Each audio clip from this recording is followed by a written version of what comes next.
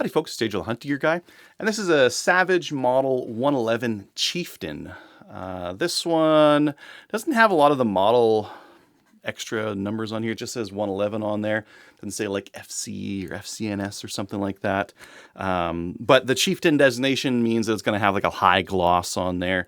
And the 111, at least the older ones, had a side magazine release. So you press that and the magazine kind of pops into your hand. This is not as good of a magazine system as their new ones, but as long as you're careful with it, it's fine. It'll last you a lifetime of hunting. A buddy of mine actually bought one of these. Oh boy, we were young, sometime in our 20s, and still uses it for hunting every year and still bags a deer with it every year. So not too much required on this thing. Now I'll just start with making sure that, yes, of course, it's empty. So why don't we take a closer look at this gun. Now, these aren't available new anymore. You're just going to find these on the used market. In my opinion, these are a fantastic buy on the used market. There's a couple of things I'm going to show you that I don't like that that some of the newer ones have fixed. But if you're willing to live with those, you could probably get one of these things for right around $300, which is, in my opinion, a fantastic deal. You look at the Savage Axis and that kind of thing, which is a newer, cheaper design. And there's some things it does better and some things it does worse. Let's talk a little bit about those. So right at the back here, this is an older one. That has no pad to it. It is just a hard bit of rubber. So you may want to get like a limb saver, especially this one's in 7mm Rem Mag.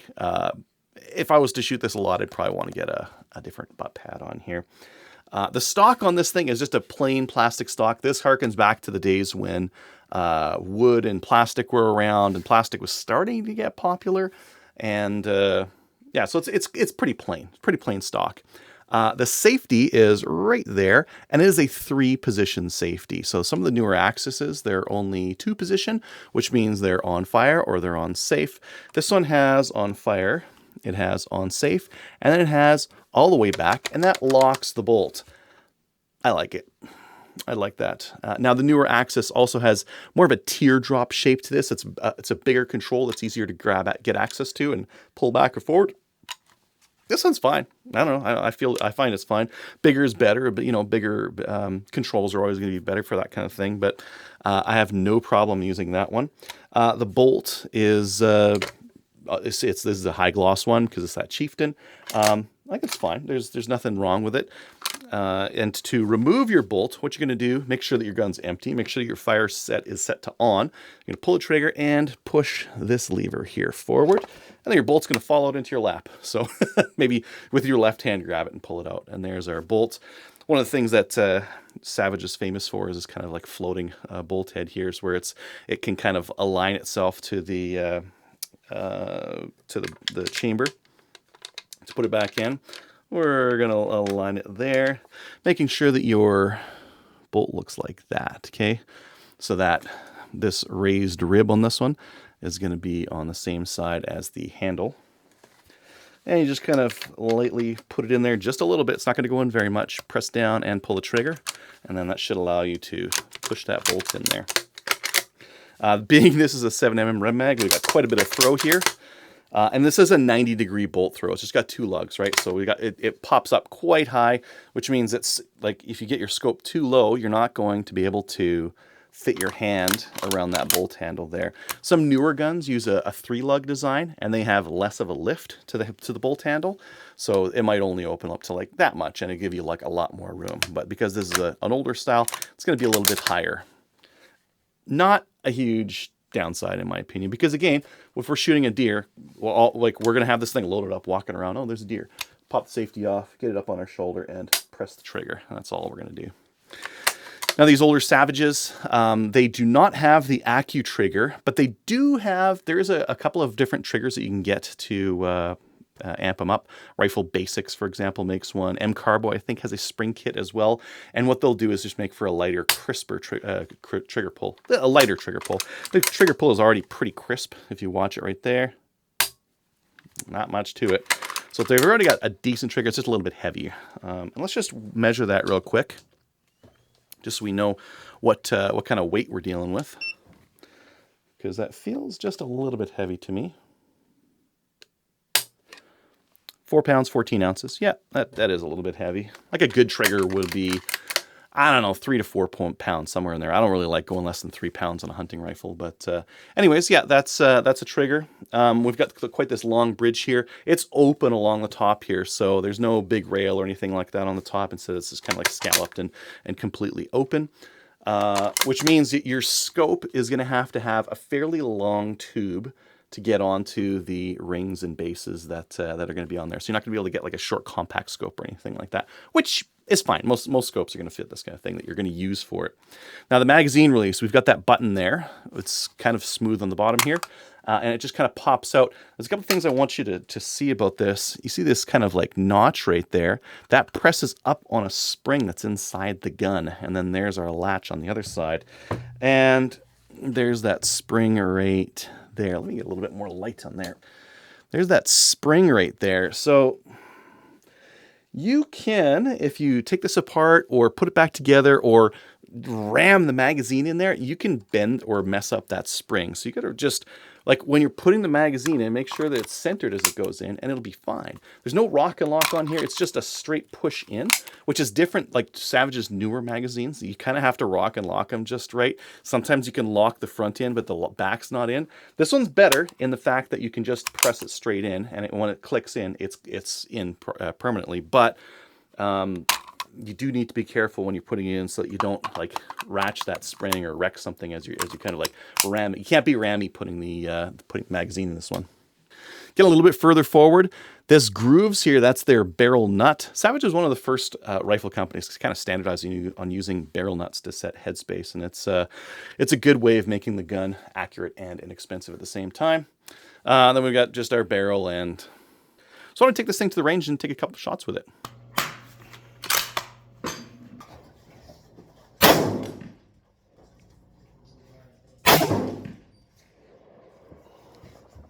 Detent ball.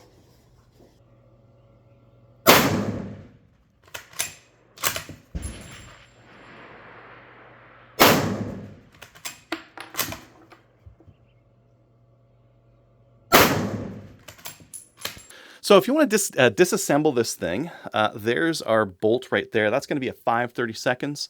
5/30, like any American guns, they're going to be using Imperial, and 5/32 is a pretty popular choice for the action screw. So I'm just going to undo that one right there. Okay, there's our front action screw out. And is that enough? No, that's not enough. You also have to get the back one. The back one's just in front of the trigger guard right there. You don't need the back one right there. There is actually a screw there. That's just holding on the trigger guard. So we can just leave that one. I'm just unscrewing this back one right here. And then it'll just come off. So I should be able to open up the bolt a little bit here. And it should just kind of wiggle. Oh, maybe I need the magazine out. I need magazine out first. So there's the magazine out. And then there is my gun. All right, here's our stock. We can see that it's pillar bedded. You see these steel sleeves in here? Those are the pillars. That makes it so when you tighten it up, you're basically tightening the screws up against that steel. Once you get to making contact with that steel, you can't really tighten it up much more. You're not going to squish plastic or wood with an older stock, right? So that's what that pillar bedding is good for. And then there is our action right there. There's that big spring that I was talking about. You see that thing? That is something you just got to be careful of when you're putting this back together, because there's not really much to it.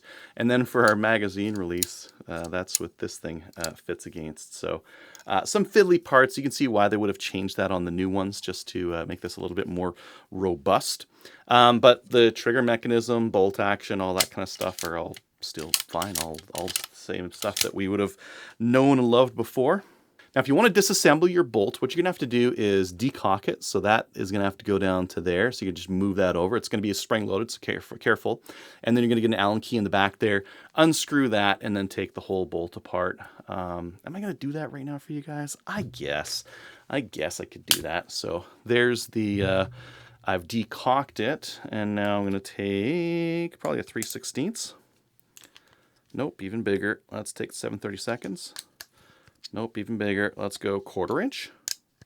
1/4 inch. So we're doing 1/4 inch on there. It's going to be firm. So there, I've got it in there. And I'm just going to go ahead and unscrew that bolt at the back. Now keep in mind, you don't need to take apart your bolt for hardly anything. So don't just do this ever, like, unless the gun got like really wet or something like that. So there's the bolt on the back there, the that holds things together. There is the bolt as it comes off. This guy right here can just pull off the back there. It's basically just a cover. Now to get this pin out here, we're gonna have to see that black thing, just kind of pinch that and pull it forward a little bit. And then we're gonna pull up on this little button thing here, this little metal button. Then you can take out this tubey guy here with the little castle on the top. And then we can take out our firing pin and spring. Now newer ones might be designed a little bit different than this, but this is what this one looks like. And once that's out, if you want to, you can drive this pin out here and then take the bolt off, which, hey, I'm this far in it as well. Might as well show you that. So I'm just going to push down on the bolt like that, push that pin out. It's going to be under a little bit of spring tension. There's my little cam pin there. And then my bolt just comes out like that. So there's the bolt body, and then there's the bolt head with the turny guy. That wave washer is sitting kind of like a cowboy hat pointing up. That's pointing up towards the gun there. If you want to disassemble this further and get that extractor off, you can. All you need to do is push it off to the side. There's a ball detent and a spring under there that are under pressure. So as you push that out, make sure you keep your thumb over top or keep it in a bag or something like that, because that detent is going to be gone into space when you when you open this thing up. Now to reassemble, you're going to take your bolt head. You're going to grab that little washer. You're going to put it on like you're putting on a cowboy hat, so it's kind of got the ears pointing up. You're going to take your other bolty bit there, put that on any of the notch to the right. Then we're going to take our bolt body, stick her on there, and I'm going to need to push this down to get it so that that hole shows. I'm going to take this cam pin. I want to make sure that the hole in this one, the firing pin has to go through it facing this way. So I want that hole facing kind of up. Okay, so I've got it in there flush with both sides. That's what I want to see. Next, I'm going to take that firing pin. I'm going to stick it through there all the way. I want to make sure it gets through that little pin that I just put in there. Hopefully I didn't rotate it. I did rotate it. I can't see through there. Okay, I'm going to have to take off that pin again. Okay, let's try again. Can I see through? Yes, I can see through. I can see daylight, so that means my firing pin can go all the way in. I can confirm that because I can see the firing pin kind of poking back out at me there. Next up, I'm going to grab the little castle guy here. Now this slot has to be facing this area right here. So I'm going to put that guy in there and kind of back it out a little bit. Because really what I need to have happen here is that I need these two pieces together like that, so I can get that little top hat pin in there. This guy has to go in there. So I'm going to take those, pop those in there, just kind of pull that metal bit back. And then I'm going to take my top hat pin and I'm going to stick it in there. There we go. And then I'm going to have it decocked, so I'm going to push it down right there. Next, I'm going to take my cover piece here, and it's kind of got a track that it's going to go into there. So I'm going to just grab that, find where that track goes onto the groove. I think it goes right there, right? Yeah, there we go. Just like that. Just push that forward just a little bit so I have room for the bolt right there. I'm going to stick it on like that. So there's the bolt sticking on right there. That's the last thing, right? Yeah. And then I can get that bolt on the top there with the big honking 1/4 inch. And I can screw it down.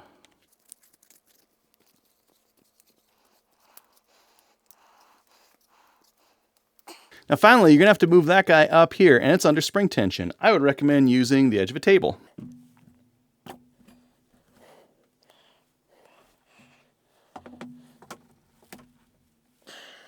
Just like that. Okay, so when you're putting this back into the stock, you've got kind of a couple of little fiddly things you're gonna have to do. One is you're gonna have to get this button in here, so it needs to come in through the inside, this little plastic button. So it goes in through the inside here, and there we go. It'll want to fall out this way. It won't want to fall out that way. So I'm gonna put it on its side here. Next, this spring here has to stay on the inside. Make sure you've guided it and it stays on the inside of that box magazine. Don't get it to the outside. This guy right here, you need to make sure that it is flipped over so that it's kind of got that spring on it. So when you're putting it back into the gun, it's going to be pretty fiddly. You're going to go in like that, make sure that the spring is in, and then push that little metal piece past so it gets in there as well, and then just push it in. Next, you're going to have to put in the action screws. Short one in the top and a long one in the bottom. And again, we're using 5/32 Allen key to screw those guys in. There's our longer one, and that's going to go in right there. Now this button should have some springiness to it, and let's just test out our magazine. Clicks in and pops out nicely as well. One thing I like about this one is it does really pop out into your hand. Okay, sorry, I put that on the wrong. The angled part here needs to be towards the back of the bolt. You can do this with the bolt fully assembled though. You can just put it on right here and then just kind of lift it into place and snap it in there. And then just move it over to where, there we go. Basically it's going to go in the gun like that, and you need this part to be up so that when it goes in, it basically gives you a nice smooth cover on both sides. And it works because, you can tell it works because it actually goes down. Now that's an older gun design. The 111s, well, they've been around for a long time. The Savage Axis is a little bit newer. It's got a different style stock. The bolt is a little bit simpler as well. It still has that pressing the trigger and pressing this thing up to remove the bolt, which I could do if I didn't have this pad in the way. The bolt design itself doesn't have that sliding bit. It's all just one piece, so that makes it a little bit easier. And the magazine is a little bit easier to take out of this one. But these do have a problem where you can snap in the front of the magazine and the back may not be in place, so it is possible to kind of have these in incorrectly. That one's in incorrectly right now. So that is possible with some of these Axis mags. That wasn't really possible on the older style. Another gun that the Savage, back to the Axis here. There's our better safety. This one's got a big teardrop shape on it, but it does not have a bolt lock option on it. It just is a safety and a safety alone. Another gun that Savage has is the 334. This one also has a 3-position safety like the older one. You've got your position 1 right there where the safety's on and you can still run the bolt. And then we have a position 2 where the safety's on and the bolt is locked as well. I don't find this very ergonomic though, reaching up here. I'd rather have it on the tang like the other one. This one also has a nicer magazine release on it. It's just easier to go in and out, and it's less fiddly, definitely a lot less fiddly. The other thing that the 334 has is that it has a 3-lug bolt, so the bolt lift, you can see there, is quite a bit less, so you've got a lot more room around the scope compared to the 111 or the Savage Axis. The last thing I want to mention on this one is that it has an easy bolt release, so we just need to push that one right there.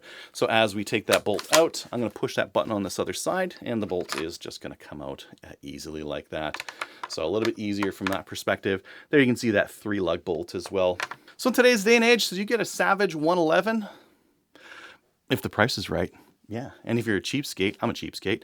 Yeah, if the price is right, if you can get one of these things for around $300-400.